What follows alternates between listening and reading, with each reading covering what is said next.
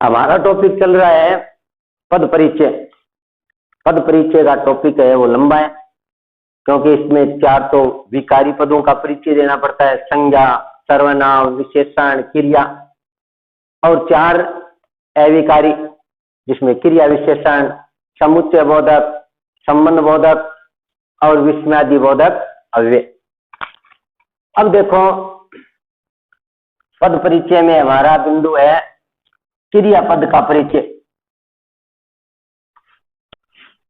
क्रियापद का परिचय, क्रिया पद का परिचय। हमने संज्ञा पद का परिचय कर लिया, सर्वनाम, विशेषण। अब विकारी पदों में हमारा वाक्य है क्रियापद का परिचय। तो सबसे पहले हमें तो क्रिया पढ़नी है, यानी क्रिया का ज्ञान जरूरी है। पद परिचय देते समय जिस पद का हम परिचय दे रहे हैं उसका ज्ञान, उसके बाद फिर लिंग, वचन, कारक। तो सबसे पहले देखो क्रिया। क्रिया किसे कहते हैं? को जिस शब्द से किसी काम का करना या होना पाया जाता है उस शब्द को ही क्रिया कहते हैं। देखो, जिस शब्द से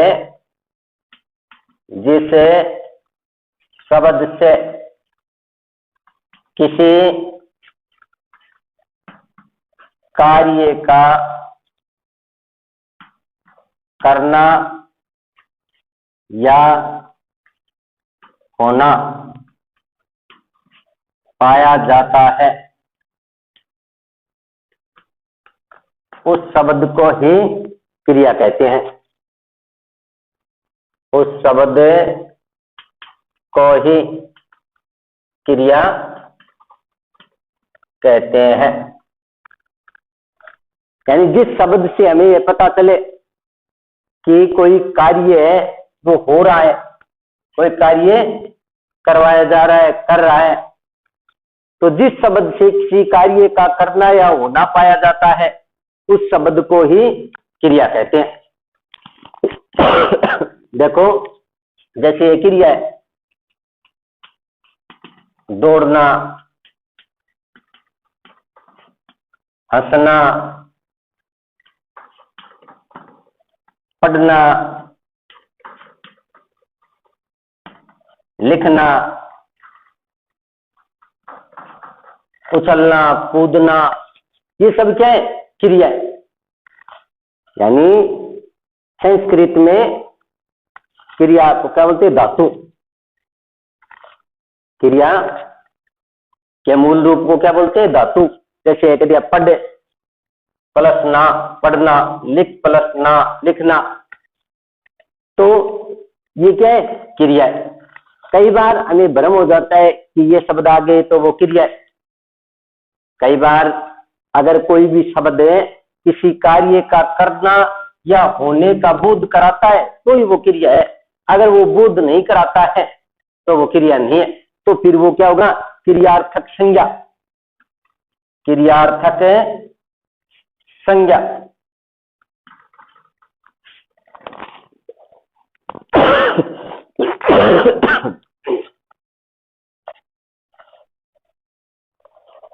अगर कोई शब्द क्रिया का बोध करा रहा है, किसी काम के करने या होने का बोध करा रहा है तो ही वो क्रिया है। अगर वो शब्द किसी कार्य के करने या होने का बोध नहीं कराता है तो वो क्रियार्थक संज्ञा है। जैसे ये कह दिया ना, जैसे ये कह दिया दौड़ना, या कह दिया खेलना, कह दिया हंसना, स्वास्थ्य के लिए लाभदायक होता है। यहां अगर कोई नाम लिख दिया दौड़ना, या ये नाम लिख दिया खेलना, या ये नाम लिख दिया हंसना, दौड़ना, खेलना, हंसना स्वास्थ्य के लिए लाभदायक होता है, तो यहां पर होता है ये क्रिया। ये दौड़ना खेलना ना, ये अब क्रिया नहीं है, क्योंकि ये वो किसी कार्य के करने या होने का पूर्व है, न करा करके ये क्या है, क्रियार्थक संज्ञा है। तो ये तो क्रिया की परिभाषा। क्रिया किसे कहते हैं? जिस शब्द से किसी कार्य का करना या होना पाया जाता है, उस शब्द को ही क्रिया कहते हैं। क्रिया का मूल रूप क्या कहलाता है? धातु। धातु है तो उसके आगे ना लगा दिया, पढ़ प्लस ना पढ़ना, लिख प्लस ना लिखना, खेल प्लस ना खेलना, हंस प्लस ना हंसना। अब देखो क्रिया के भेद। क्रिया के भेद, क्रिया के कई भेद है। जैसे कर्म के आधार पर अलग भेद है।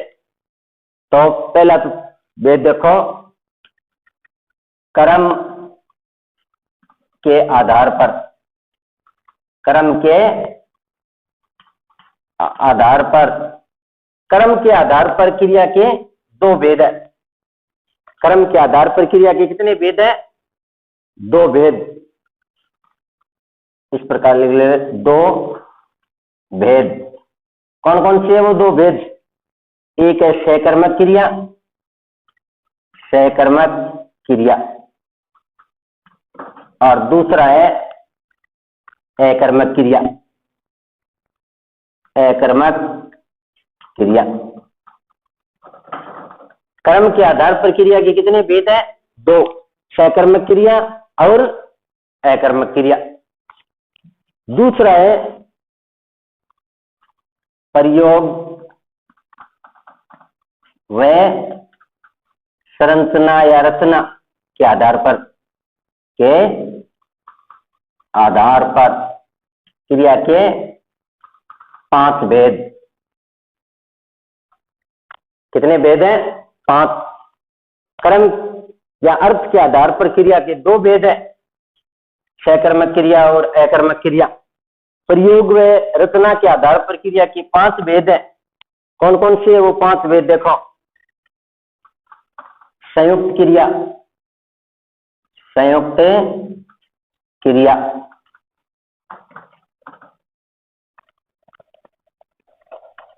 प्रेरणार्थक क्रिया, प्रेरणार्थक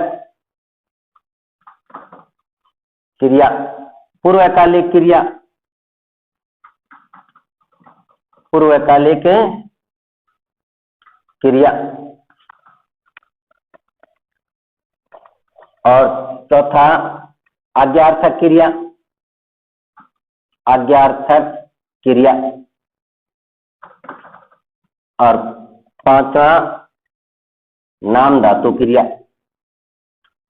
नाम धातु क्रिया। तो ये प्रयोग व रचना के आधार पर, प्रयोग व रचना के आधार पर क्रिया के कितने भेद होते हैं? पांच। संयुक्त क्रिया, प्रेरणार्थक क्रिया, पूर्वकालिक क्रिया, आज्ञार्थक क्रिया, नाम धातु क्रिया। तीसरा है काल के आधार पर, काल के आधार पर, काल के आधार पर क्रिया के तीन भेद है। काल के आधार पर क्रिया के कितने भेद है? तीन। जिस प्रकार तीन काल है, वर्तमान काल, भूतकाल, भविष्यत काल, उनके नाम पर ही तीन क्रिया होगी। एक होगी देखे वर्तमान कालिक क्रिया, वर्तमान कालिक क्रिया। दूसरा है भूतकालिक क्रिया, भूतकालिक क्रिया, और तीसरा भविष्यकालिक, भविष्यकालिक।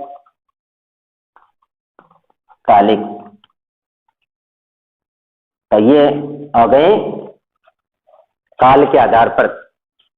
तो ये क्रिया के भेद, यानी इन सब का हमें ज्ञान होना चाहिए। इसके अलावा भी कई क्रिया और है। इसके अलावा जैसे अन्य क्रिया और देखो, अन्य क्रिया में हम पढ़ सकते हैं एक सहजातीय क्रिया, सहजातीय एक होगी देखिए कर्दंत क्रिया, सहायक क्रिया या सामान्य क्रिया, या कई बार मुख्य क्रिया, रंजक क्रिया, ये अन्य भी कई क्रिया, सहजातीय क्रिया या कर्दंत क्रिया, सहायक क्रिया, सामान्य क्रिया, मुख्य क्रिया, रंजक क्रिया या तात्कालिक क्रिया, तात्कालिक क्रिया, ये क्रियाओं के अन्य भी नाम है। तो इन सब का हमें ज्ञान होना चाहिए। क्रियापद का परिचय देते समय इन सब का ज्ञान होना चाहिए कि सकर्मक क्रिया कौन सी होगी, अकर्मक कौन सी होगी, संयुक्त क्रिया कौन सी होगी, प्रेरणार्थक। तो सबसे पहले तो इनका ज्ञान करना जरूरी है। तो अब इनको देखो विस्तारित रूप से। वैसे तो आपको बता दिया है ना कि क्रिया व विशेषण कक्षा 10 के पाठ्यक्रम में लगते हैं और कक्षा 10 के पाठ्यक्रम में इनका विस्तारित रूप से अध्ययन करवा दिया गया। तो आप उनमें से भी देख सकते हैं। जो कक्षा 10 के क्रिया व विशेषण के वीडियो डाले गए उनमें भी आप उनका विस्तारित रूप पढ़ सकते हैं। विशेषण का विस्तारित रूप है, ये क्रिया का विस्तारित रूप। यहाँ पर भी देखो अब क्रिया के जो भेद है उनका विस्तारित रूप देखो। बिंदु है कर्म के आधार पर क्रिया, कर्म के आधार पर क्रिया के भेद। कर्म के आधार पर क्रिया के दो भेद है। पहला देखो सकर्मक क्रिया। सकर्मक क्रिया जैसे नाम से पता चला, सकर्मक, स का मतलब साथ या सहित, कर्म, कर्म सहित क्रिया, यानी वाक्य में जिस क्रिया के साथ कर्म पाया जाता है वह सकर्मक क्रिया होती है। सकर्मक क्रिया वाक्य में क्रिया के साथ कर्म पाया जाता है तथा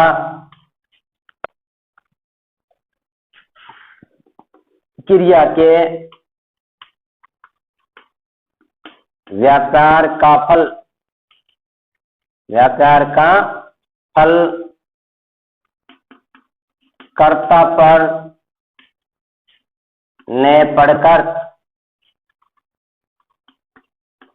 क्रिया पर पड़ता है, उसे सकर्मक क्रिया कहते हैं।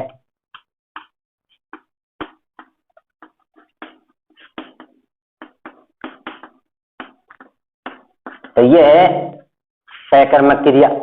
नाम से पता चले सकर्मक क्रिया, सकर्मक कर्म सहित क्रिया। सकर्मक का मतलब क्या हो गया? कर्म सहित क्रिया,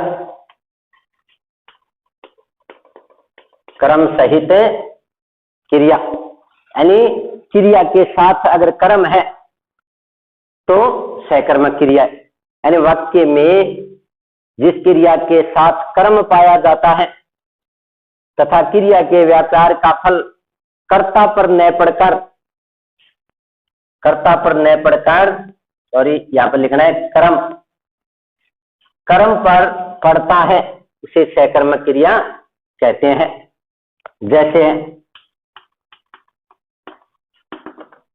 देखिए कह दिया मनीषा बाजार से कपड़े लाई। तो किसी काम को करने वाला तो क्या कहलाता है? कर्ता। तो कपड़े लाने का काम करे मनीषा तो कर्ता। बाजार से ये क्या है? अपादान कारक। क्या लाई? कपड़े, ये कर्म है। ये क्या है? कर्म। बाजार से कपड़े लाई, क्या लाई? कपड़े। तो ये क्या हो गया, कर्म। जिस वाक्य में क्रिया के साथ कर्म पाया जाता है, जैसे वह क्रिकेट खेलता है, क्या खेलता है, क्रिकेट। वह पुस्तक पढ़ता है, क्या पढ़ता है, पुस्तक। वह पत्र लिखता है, क्या लिखता है, पत्र। तो जिस वाक्य में क्रिया के साथ कर्म पाया जाता है वह कौन सी क्रिया होती है, सहकर्मक क्रिया। अब देखो, सहकर्मक क्रिया के भी कई भेद है। सहकर्मक क्रिया के भेद, सहकर्मक क्रिया के 3 भेद है। एक कर्मक क्रिया, एक कर्मक सहकर्मक क्रिया। दूसरा है द्विकर्मक सहकर्मक क्रिया। और तीसरा है अपूर्ण सहकर्मक क्रिया। बताया ना, वैसे तो आपको बता दिया है कि कक्षा 10 में जो क्रिया और विशेषण का टॉपिक करवाया है उसमें इनका विस्तारित रूप से अध्ययन करवाया। आपके तो पद परिचय है, पद परिचय में कोई परिभाषा या कोई इसके भेद तो पूछता नहीं। पद परिचय में तो एक वाक्य दे दिया, उस वाक्य में जिस पद के नीचे रेखा है उसका परिचय देना है। तो परिचय में आपको ये ध्यान में रखना है। तो एक कर्मक क्रिया में देखो, नाम से पता चला एक कर्मक, जिस वाक्य में क्रिया के साथ एक कर्म होता है वहां एक कर्मक क्रिया। क्रिया के साथ एक कर्म होता है वहां पर क्या होती है, एक कर्मक क्रिया। जैसे इस वाक्य में क्रिया के साथ एक ही कर्म है, जैसे मनीषा बाजार से कपड़े लाई, क्या लाई, कपड़े। जैसे कह दिया वह पुस्तक पढ़ता है, वह पुस्तक पढ़ता है। अब क्या पढ़ता है, पुस्तक। तो ये क्या हो गया, कर्म। तो जिस वाक्य में क्रिया के साथ एक कर्म होता है वो एक कर्मक क्रिया। फिर नाम से पता चल रहा है द्विकर्मक। तो जिस वाक्य में क्रिया के साथ 2 कर्म होते हैं, द्विकर्मक में कितने कर्म होते हैं, 2 कर्म होते हैं। 2 कर्म में एक मुख्य कर्म होता है और एक गौण कर्म होता है। देखो, जैसे अध्यापक छात्रों को भूगोल पढ़ाता है, अध्यापक छात्रों को भूगोल पढ़ाता है।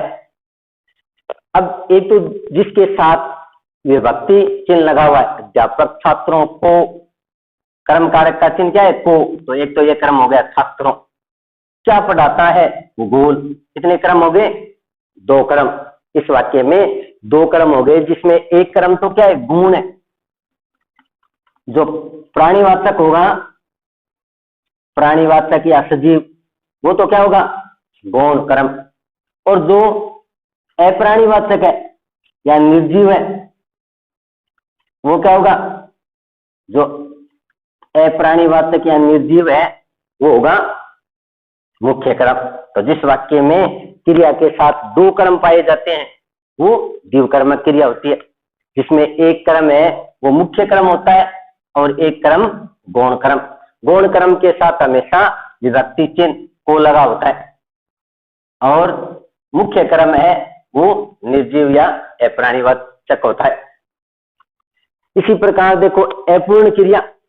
अपूर्ण नाम से कह देना पूर्ण नहीं है, यानी जिस वाक्य में कर्म तो है, कर्म होते हुए भी वाक्य का अर्थ पूरी तरह से स्पष्ट नहीं हो रहा है, वो क्या होती है, अपूर्ण। यानी कर्म रहते, कर्म होते हुए भी वाक्य का अर्थ अपूर्ण। जहां कर्म रहते हुए भी वाक्य का अर्थ क्या रहता है, अपूर्ण रहता है, पूरी तरह से स्पष्ट नहीं हो पाता। उस अर्थ को स्पष्ट करने के लिए कर्म से संबंधित किसी पूरक शब्द को काम में लेना पड़ता है। वहां पर कौन सी क्रिया होती है, अपूर्ण सहकर्मक क्रिया। अपूर्ण सहकर्मक क्रिया में जैसे यही वाक्य है, इस वाक्य में अगर ये लिख दिए, ये अध्यापक छात्रों को समझता है, अध्यापक छात्रों को समझता है। अब यहाँ पर है वाक्य का अर्थ है वो अपूर्ण। क्या समझता है? अध्यापक छात्रों को समझता है। क्या समझता है? तो यहाँ पर है वो पूरक शब्द काम में लेंगे ना, कोई पूरक शब्द। पूरक शब्द में हम ये ले सकते हैं मूढ़क, या ये शब्द ले सकते हैं होशियार, बुद्धिमान। तो वाक्य का अर्थ क्या होगा? स्पष्ट कि अध्यापक छात्रों को होशियार समझता है या अध्यापक छात्रों को मूर्ख समझता है। तो ये अपूर्ण सकर्मक क्रिया। तो ये तो होगी सकर्मक क्रिया कि जिस वाक्य में क्रिया के साथ कर्म पाया जाता है तथा क्रिया के व्यापार का फल कर्ता पर न पड़कर कर्म पर पड़ता है, वह सकर्मक क्रिया कहलाती है। सकर्मक क्रिया के तीन भेद है। एक कर्मक क्रिया, जिस वाक्य में क्रिया के साथ एक कर्म पाया जाता है, एक कर्मक। द्विकर्मक, जिस वाक्य में क्रिया के साथ दो कर्म पाए जाते हैं। और अपूर्ण, जिस वाक्य में क्रिया के साथ कर्म तो होता है फिर भी वाक्य का अर्थ क्या है? अपूर्ण है। ये तो है सकर्मक क्रिया। अब देखो अकर्मक क्रिया। क्रिया अकर्मक क्रिया जिस प्रकार हमने पढ़ी सकर्मक क्रिया, सकर्मक, से का मतलब साथ सहित, कर्म सहित क्रिया। इसमें ए का मतलब क्या होता है? अभाव। इसका मतलब हो गया कर्म रहित क्रिया। इसका मतलब क्या हो गया? कर्म रहित क्रिया। इसका मतलब क्या हो गया? कर्म रहित क्रिया। यानी जिस वाक्य में क्रिया के साथ कर्म नहीं पाया जाता है वो कौन सी क्रिया होती है? अकर्मक क्रिया। तो देखो, जिस वाक्य में क्रिया के साथ कर्म नहीं पाया जाता, जिस वाक्य में क्रिया के साथ कर्म नहीं पाया जाता, कर्म नहीं पाया जाता है तथा क्रिया के व्यापार का फल कर्ता पर पड़ता है, वह अकर्मक क्रिया कहलाती है। क्योंकि कर्म तो उस वाक्य में होता ही नहीं है, तो क्रिया के व्यापार का फल किस पर पड़ता है? कर्ता पर पड़ता है। तो वहां पर कौन सी क्रिया होती है? अकर्मक क्रिया। यानी जब क्रिया के साथ है क्या पाया जाता है? कर्म नहीं पाया जाता है। जब क्रिया के साथ कर्म नहीं पाया जाता है तथा क्रिया के व्यापार का फल कर्ता पर पड़ता है, यानी जो क्रिया कर्ता तक ही सीमित होती है वो अकर्मक क्रिया, यानी कर्म रहित क्रिया जिसमें कर्म का अभाव होता है, क्रिया के व्यापार का फल कर्ता पर पड़ता है, वो कौन सी क्रिया होती है? अकर्मक क्रिया। जैसे कह दिया कि बच्चा रोता है या रो रहा है, तो यहाँ पर कौन रो रहा है? बच्चा। ये तो हो गया कर्ता। क्या रो रहा है? इसका कोई उत्तर नहीं है। जैसे कह दिया वन में मोर नाचता है या नाच रहा है, तो कौन नाचता है? मोर। तो ये तो हो गया कर्ता। क्या नाचता है? इसका कोई उत्तर नहीं है। तो ये क्या होगी? अकर्मक क्रिया। जिस वाक्य में क्रिया के साथ कर्म नहीं होता है वो अकर्मक क्रिया। अकर्मक क्रिया के भी दो भेद है। अकर्मक क्रिया के दो भेद है। कौन कौन से वो दो भेद है? एक तो है पूर्ण अकर्मक, पूर्ण अकर्मक, और दूसरा है अपूर्ण अकर्मक। अकर्मक क्रिया के कितने भेद होते हैं? दो भेद, पूर्ण अकर्मक और अपूर्ण अकर्मक। पूर्ण अकर्मक जिस वाक्य में क्रिया के साथ कर्म नहीं होता है फिर भी वाक्य का अर्थ पूरी तरह से स्पष्ट हो जाता है, वो क्या कहलाती है? पूर्ण अकर्मक क्रिया। पूर्ण का मतलब पूरी तरह से अर्थ को स्पष्ट करने वाली क्रिया। अकर्मक क्रिया है वो, यानी जिस वाक्य में क्रिया के साथ कर्म नहीं होता है तो वो क्या होगी? अकर्मक क्रिया। जिस वाक्य में क्रिया के साथ कर्म नहीं होता फिर भी वाक्य का अर्थ पूरी तरह से स्पष्ट होता है, क्या वह अकर्मक क्रिया जो वाक्य का अर्थ पूरी तरह से स्पष्ट कर दे, पूर्ण अकर्मक क्रिया कहते हैं। जैसे पूर्ण अकर्मक क्रिया के उदाहरण है, यानी वाक्य का अर्थ पूरी तरह से स्पष्ट हो रहा है। और देख लो, जैसे कह दिया आकाश में पक्षी उड़ते हैं, या पक्षी आकाश में उड़ते हैं। आकाश में पक्षी उड़ते हैं। अब उड़ने का काम कौन कर रहे हैं? पक्षी। तो ये तो है कर्ता कारक। ये क्या हो गया? अधिकरण कारक।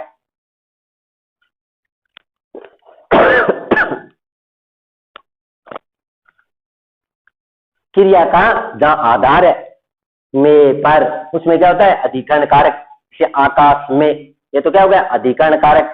पक्षी, ये क्या हो गया? कर्ता।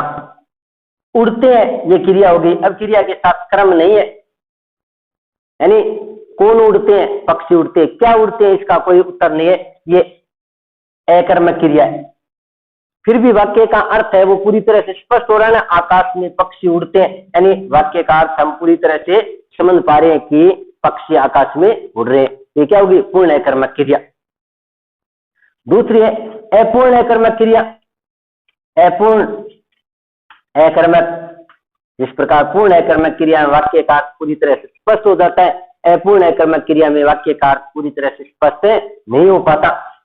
इस प्रकार हमने पीछे सकर्मक क्रिया पढ़ी ना, अपूर्ण सकर्मक, वो सकर्मक है, ये अपूर्ण अकर्मक है।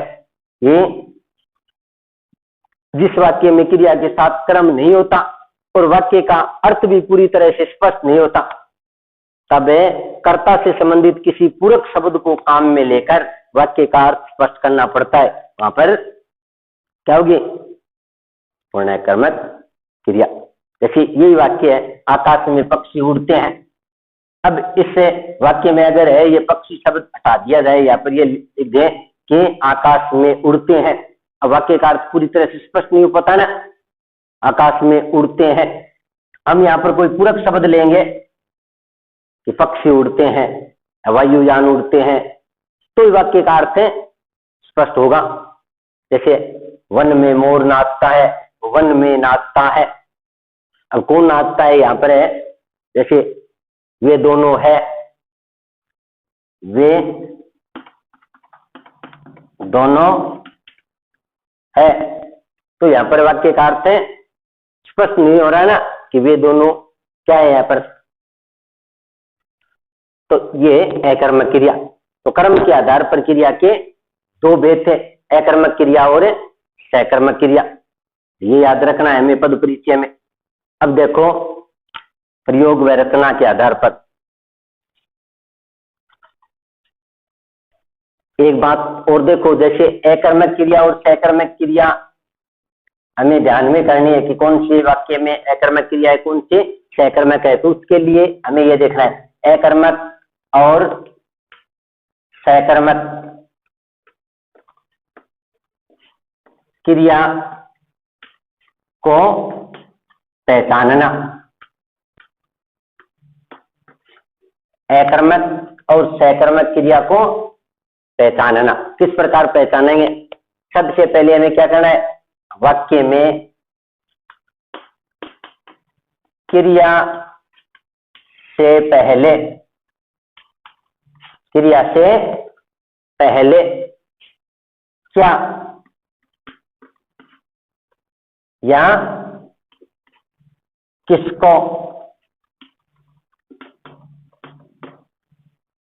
लगाकर प्रश्न करते हैं, प्रश्न करते हैं। वाक्य में सबसे पहले हमें क्या करना है? क्रिया से पहले क्या या किसको लगाकर प्रश्न करते हैं। यदि उत्तर सकारात्मक आए तो सकर्मक क्रिया होगी, सकर्मक क्रिया होगी। यदि उत्तर सकारात्मक आए तो क्रिया कौन सी होगी, सकर्मक क्रिया होगी। यदि उत्तर न आए तो क्रिया अकर्मक होगी। यदि कोई उत्तर नहीं आ रहा है तो क्रिया अकर्मक होगी। यदि उत्तर सकारात्मक आ रहा है तो क्रिया क्या होगी, सकर्मक। तो अकर्मक और सकर्मक क्रिया छांटने के लिए हमें यह तरीका अपनाना चाहिए कि वाक्य में क्रिया से पहले क्या लगाओ, या द्विकर्मक क्रिया है या क्रिया के साथ कोई विभक्ति लगी है तो वहां पर इसको लगाकर प्रश्न करना चाहिए। प्रश्न करेंगे तो उसमें दो स्थिति होगी। एक तो यह, एक स्थिति तो यह होगी कि यदि उत्तर सकारात्मक आ जाएगा तो हमें उस वाक्य में सकर्मक क्रिया करनी है।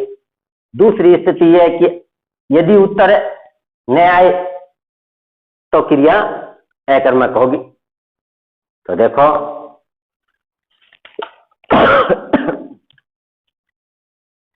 जैसे यह वाक्य है कि सोहन ने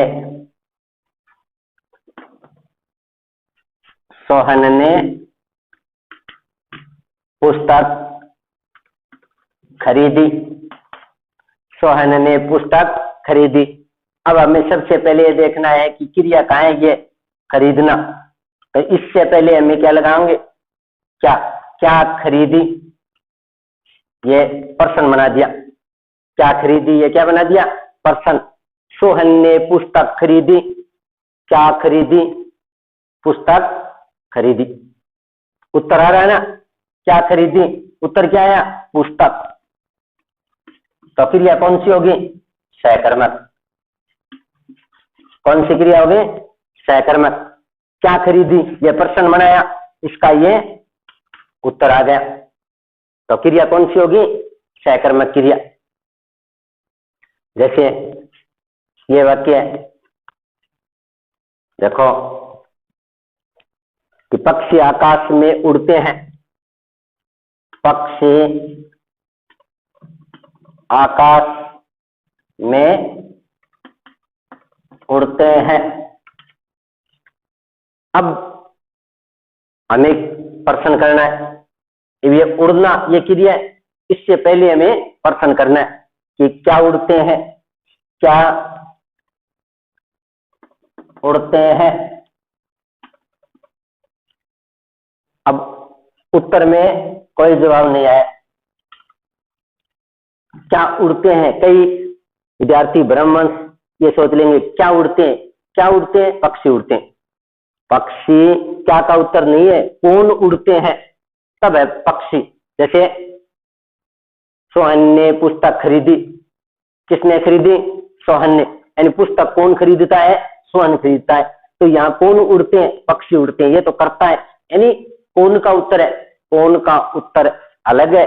और क्या का उत्तर, क्या उड़ते हैं, क्या का यहाँ पर कोई उत्तर नहीं, कोई उत्तर नहीं आया, कोई उत्तर नहीं है। तो वहां पर क्रिया कौन सी होगी, अकर्मक।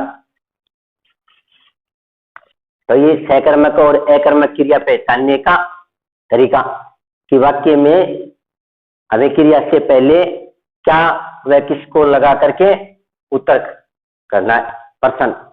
और उत्तर आए सकारात्मक, सही उत्तर आ गया तो सकर्मक क्रिया है। अगर कोई उत्तर नहीं आ रहा है तो अकर्मक क्रिया। तो ये सकर्मक और अकर्मक क्रिया पहचानने का नियम।